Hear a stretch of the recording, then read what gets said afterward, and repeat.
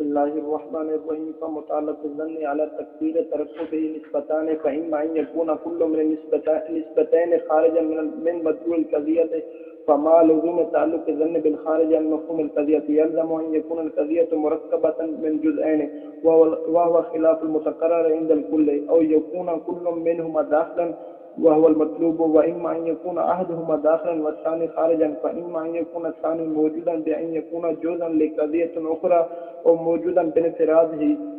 على الأول يلزم أن يكون متعلق الظن قضيتين، وعلى الثاني يكون متعلقه معنى خارجا عن مفهوم القضية الواحدة. هذا خلف. وليعلم أن البساطة ليست مختصة بالظن، قال اليقين والوهم والإنكار، فالشك أيضا كذلك.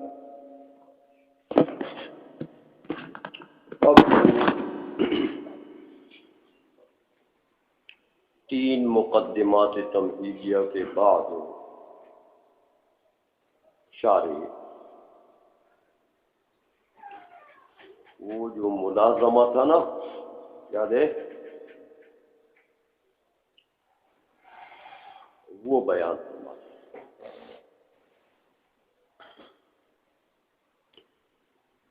کہ جو یہ بات کی تھی کہ ان الظن اذعان بسيط والا لصار اجزاء القضیۃ هناك اربعہ. تو یہ جو شرطیہ تھا مقدم تاریخ کے درمیان میں ملازمہ وہ بات رہ گئی تھی نا، تو وہ وجہ الملازمہ سے یہ بات شروع کی ہے نا، تو اس کے لیے تین تمہیدی مقدمات تھے، وہ ختم ہو گئے. اب مقصود و متعلق کہتے ہیں دیکھو اگر یہ فرق کیا جائے کہ ظن مرکب ہے راجح اور مرجوح سے، راجح اور مرجوح دونوں کا نام ہے، دونوں کے مجموعے کا نام ہے ظن. سمجھ آ گئی ہے؟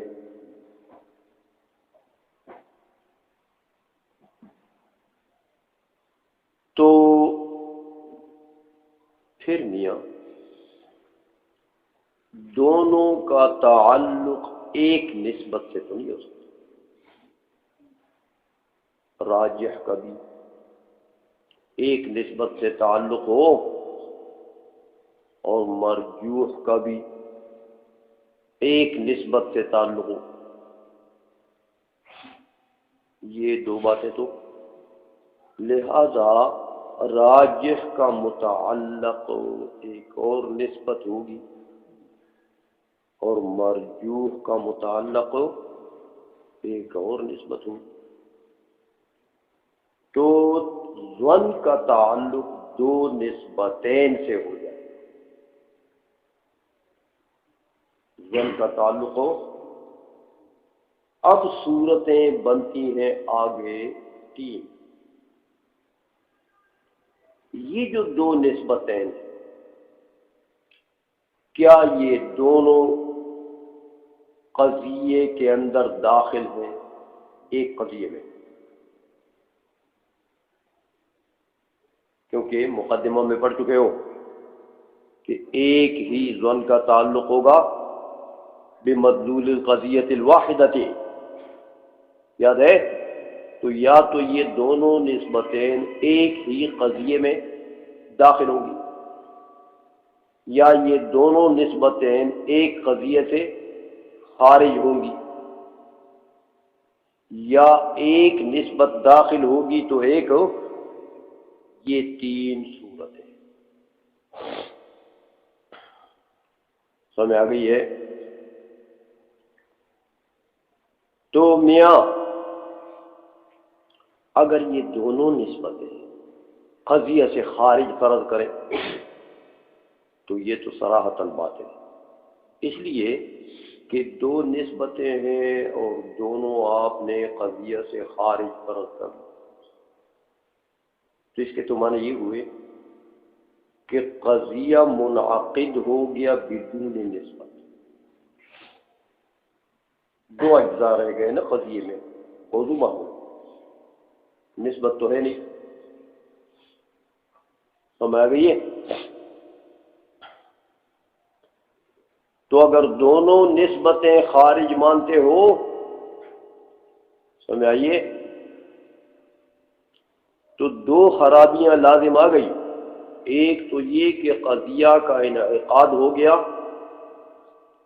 بدون نسبت کے، یہ تو بات ہے۔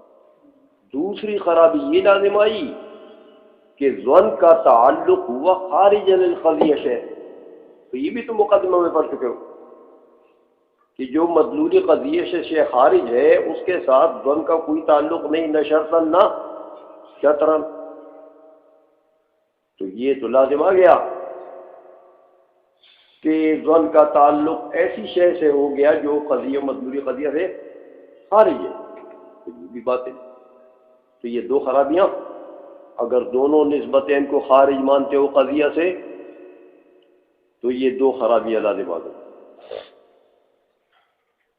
سمجھ آ گئی ہے؟ اچھا،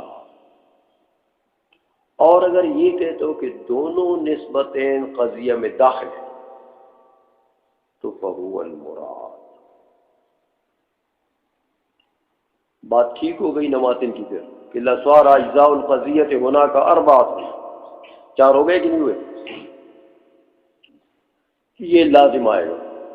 تو متقدمین کے نزدیک اجزاء قضیہ اربعہ ہے، تو یہ لازم تو باطل ہے، سمجھ آئیے؟ تو فالملزوم، یہ تو اگر داخل کرتے ہو تو یہی تو دلیل کی جز ہے، سمجھ آ گئی ہے؟ اچھا، اور اگر ایک خارج کرتے ہو نسبتین میں سے جن سے ظن کا تعلق ہے، ایک قضیہ سے خارج کرتے ہو دوسرے کو داخل کرتے ہو، سمجھ آ گئی ہے؟ تو میاں وہ جو خارج کرتے ہو کیا وہ نسبت کسی دوسرے قضیے کی جز ہے یا وہ نسبت بذاتہا استقلالاً موجود ہے؟ دوئی صورت ہے، اگر وہ نسبت کسی اور قضیے کی جز ہے تو پھر تو اور خرابی لازم آئی کہ ظن کا تعلق دو قضیتین سے ہو گئے، تو یہ تو پہلے مقدمے میں پڑھ چکے، سمجھ آ گئی ہے کہ ظن کا تعلق کس سے ہوتا ہے؟ بمدلول القضیۃ الواحدہ، تو یہ بھی باطل ہے۔ اور اگر یہ کہتے ہو کہ میاں وہ نسبت استقلالاً موجود ہے، کسی دوسرے قضیے کی جز نہیں ہے، تو یہ بھی باطل ہے کہ نسبت کا وجود استقلالی یہ تو شیء غیر مستقل ہے میاں، طرفین کا مقتضی ہے، طرفین کے بغیر نسبت کا وجود ہوتا ہے، سمجھ میں آ گئی ہے؟ تو یہ تو وجود نسبت بدون منتسبین بدون طرفین لازم آ گیا، تو یہ بھی باطل ہے، سمجھ آئیے؟ یہ دلیل دے، لہذا جب یہ تین شقیں ہیں اور تینوں باطل، اگر مرکب مانتے ہو ظن کو تو اس کا تعلق پھر دو نسبتین سے ہوگا، دونوں نسبتین کو خارج عن القضیہ مانتے ہو تو بھی باطل، داخل فی القضیہ مانتے ہو تو بھی باطل، ایک کو داخل دوسرے کو خارج مانتے ہو تو بھی باطل۔ ہاں، تو جب یہ سب شقیں باطل ہو گئی ہیں میاں تو لازم جتنے تھے سارے باطل، تو فالملزوم مثلہ، لہذا ظن کی ترکیب باطل ہو گئی، ظن کو مرکب ماننا باطل ہو گیا، تو کیا ثابت ہوا؟ وہی ماتن کا دعویٰ دیکھا، وَمِنْ هَا هُنَا يَسْتَبِينُ أَنَّ الظَّنَّ ظَعَانٌ بَسِيطٌ، یہ دعویٰ ثابت ہو گیا۔ سمجھ میں آ گئی ہے؟ ترجمہ کروں گا. فمتعلق الظن علی تقدیر ترکبہ، ظن کا متعلق جو ہوگا بفرض ترکب، یہ نسبتان ہوں گی، دو نسبتیں ہوں گی. فإما أن يكون كل من النسبتين خارجا من مدلول القضیة، یا تو دونوں نسبتین مدلول قضیہ سے خارج مانو گے، تو فمع لزوم تعلق الظن بالخارج عن مفہوم القضیة، ایک تو یہ خرابی لازم آ گئی کہ مدلول قضیہ سے امر خارج کے ساتھ ظن کا تعلق ہو گیا، تو یہ بھی تو مقدمہ کے خلاف ہے. ہاں، یلزم، اس کے اوپر یہ خرابی بھی لازم آئے گی کہ ان یکون القضیۃ مرکبۃ من جزئین، کہ قضیہ مرکب ہو جائے دو جزئین موضوع محمول سے، کیونکہ دونوں دو نسبتیں تھیں، دونوں خارج، تو نسبت تو قضیے میں رہی نہیں. سمجھ میں آئیے؟ وہو خلاف المتقرر عند الکل، اور یہ تو کل حکماء کے نزدیک جو بات متقرر ہے اس کے خلاف. او یکون کل منہما داخلا، یا دونوں نسبتیں قضیے میں داخل ہوں گی. کہتے داخل فرض کرو تو وہ المطلوب، متن میں وَإِلَّا نَصَارَ أَجْزَاءُ الْقَضِيَّةِ ہونا کا، تو یہ مطلوب ہے میاں، تو وہ تو باطل ہے، کیونکہ متقدمین کے نزدیک تو اجزاء قضیہ اربعہ نہیں ہے میاں، وہ تو تین مانتے ہیں. تو تمہارے بقول اگر مرکب مان لیا تو لازم آ گیا کہ انہی کے نزدیک اجزاء کتنے ہو گئے؟ چار. وَإِمَّا يَكُونَ أَحَدُهُمَا دَاخِلًا وَالثَّانِي خَارِجًا، یا دو نسبتیں میں سے ایک داخل قضیہ ہوگا دوسرا خارج قضیہ.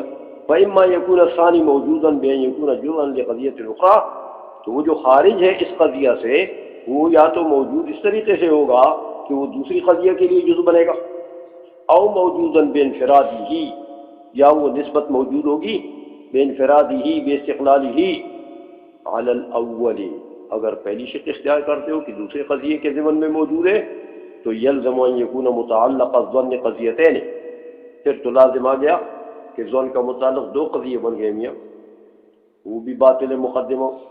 وعلی الثانی، اگر یہ نسبت کو مستقل مانتے ہو تو یکون متعلقہ معنی خارجا عن مفہوم القضیۃ.